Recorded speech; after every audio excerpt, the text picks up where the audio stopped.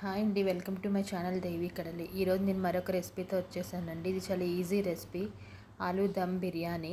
ఇది చాలా ఈజీగానే చేసుకోవచ్చు. మీకు ఫటాఫట్ చేసి చూపెట్టేస్తాను. దీనికోసం ముందుగా ఒక ప్యాన్ పెట్టుకొని స్టవ్ మీద దాంట్లో కొన్ని ఉల్లిపాయలు వేసుకొని వేపుకోవాలండి. ఇవి ఫ్రైడ్ ఆనియన్స్ అనమాట, లాస్ట్లో మనం వేసుకోవడానికి. సో ఇక్కడే మనం కొంచెం వేపుకోవాలి. ఇవి కొంచెం బ్రౌనిష్ కలర్లోకి వచ్చే వరకు వేపుకొని వాటిని ఒక ప్లేట్లోకి తీసేసుకోవాలి. ఇలా కొంచెం సిమ్లో పెట్టి వేపుకుంటే మీకు ఈజీగానే వేగిపోతాయి. తర్వాత అదే ప్యాన్లోనే ఉన్న ఆయిల్లోనే మరి కొంచెం నెయ్యి వేసుకోవాలి. నెయ్యి కంపల్సరీ వేసుకోండి, అప్పుడే టేస్ట్ బాగుంటుంది. మొత్తం ఆయిల్ కన్నా నెయ్యి వేసుకుంటే చాలా బాగుంటుంది. నెయ్యి వేసుకున్న తర్వాత ఇక్కడ డ్రై మసాలా అంతా వేసుకోవాలి. డ్రై మసాలా ఏంటంటే లవంగాలు, యాలకులు, దాల్చిన చెక్క, మరాఠీ మొగ్గ, ఇవి వేసుకుంటే సరిపోతుంది. కావాలంటే బిర్యానీ ఆకు కూడా వేసుకోవచ్చు.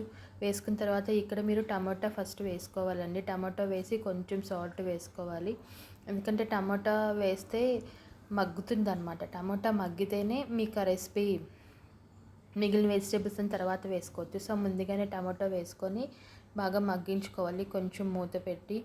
ఇలా మగ్గిన తర్వాత ఈలోపు మనం సైడ్ ఒక గిన్నెలోని అల్లం వెల్లుల్లి పేస్ట్ ఉంటుంది, అది తీసుకొని కొంచెం వేయాలి. అల్లం వెల్లుల్లి పేస్ట్ కూడా వేసి బాగా కలుపుకోవాలి. ఇక్కడ బాగా కలిపిన తర్వాత దీని మీద ఒక్కసారి మూత పెట్టుకోవాలి. ఈలోపు మనం ఒక బౌల్లో కలిపి ఉంచుకుంటామండి ఆలు ముక్కలు, క్యారెట్ ముక్కలు, బీన్స్ పెరుగులో వేసి కలుపుకొని దాంట్లో కొంచెం గరం మసాలా, కారం వేస్తామన్నమాట. అలా కలిపి ఉంచుకున్న ఆలు ముక్కల్ని మనం ఇందులో వేసుకొని కలుపుకోవాలి ఒకసారి. ఇలా కలుపుకుంటేనే మీకు ఇది బిర్యానీ, ఆ దమ్ బిర్యానీలా టేస్ట్ వస్తుందండి. ఇలా కలుపుకోకుండా డైరెక్ట్గా వేసేస్తే అది పెద్ద టేస్ట్ ఉండదు. ఇలా వేసుకున్న తర్వాత మీకు రైస్, నేను బాస్మతి రైస్ తీసుకున్నాను. బాస్మతి రైస్కి 1.5 కప్ రైస్ తీసుకున్నాను. సో 3 కప్స్ వాటర్ వేసాను అనమాట.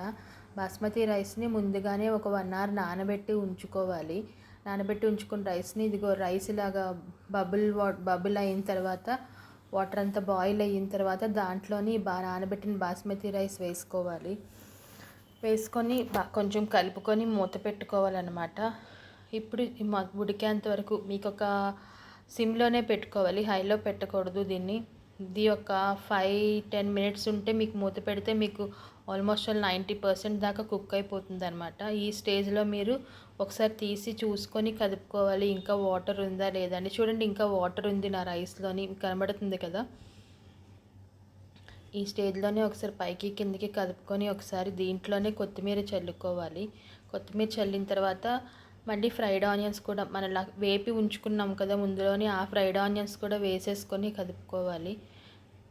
ఇక్కడ కదపకుండా ఒకసారి అలా ఉంచుకొని మూత పెట్టుకోవాలండి. ఇప్పుడు మళ్ళీ ఒకసారి పైనుంచి కిందకి బాగా కలుపుకోవాలి. ఇలా చేసుకొని తింటే ఇది వేడివేడిగా చాలా బాగుంటుందండి.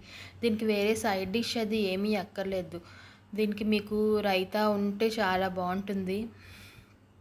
రైతా చాలండి, ఇంకేం అక్కర్లేదు. ఎందుకంటే ఆల్రెడీ బిర్యానీలో మీకు వెజిటేబుల్స్ అన్నీ ఉన్నాయి కదా.